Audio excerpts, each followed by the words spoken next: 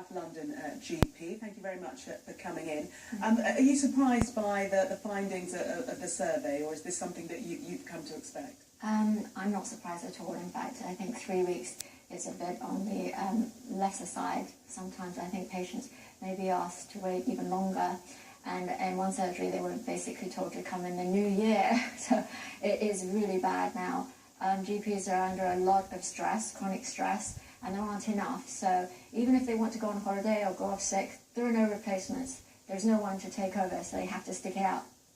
I'm noticing a lot of chronic stress in GPs, even in their 30s or 40s, and it's leading to autoimmune disease, pancreatitis, hyperpituitarism, sarcoid, etc., which I've never seen before. So it's really alarming. And then look at training deaneries. They're not filling their GP training posts. So then we're asking why. Why can't we get medical students, young doctors, to choose GP training? And then we look at the debt. They come out of medical school with a debt of over £50,000 at an interest rate of 6%. So they're looking at, well, I have to pay off this debt. I need to look at my future. Now the average salary of a GP is being paid an average of £54,000. Now if you take off indemnity, national insurance, etc., you're basically looking at taking home, in some cases, less than a family on benefits. I mean, it's that bad. And then, of course, they've got debts to repay. So the main problem is that it's not really an attractive area of medicine for people, and there simply aren't enough GPs. So is it a problem that can be fixed by money thrown at it in terms of recruitment and salaries? It can be fixed.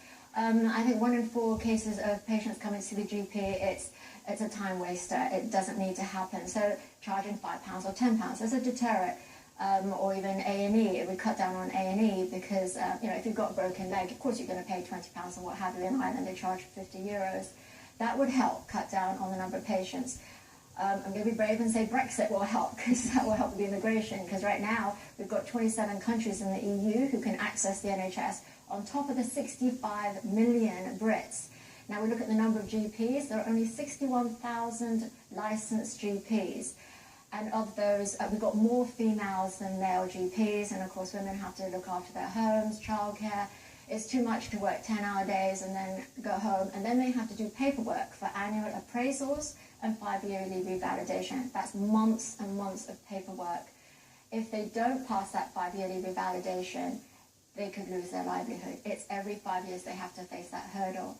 So all the stresses could be taken away if you... How do you decrease the workload, though? Okay. How do you do that? Yeah, so number one is you cut down the number of patients, and that is with the immigration controls and also with time wasted. So that would reduce it, because 10 years ago it was brilliant.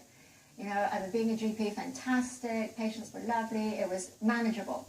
Now, when you have so many patients registered to your surgery, if they can't get an appointment and something goes wrong in the meantime and they die, you're in trouble, okay? So then they can come after you, and now if somebody dies, you're potentially facing involuntary criminal manslaughter, which has never happened before.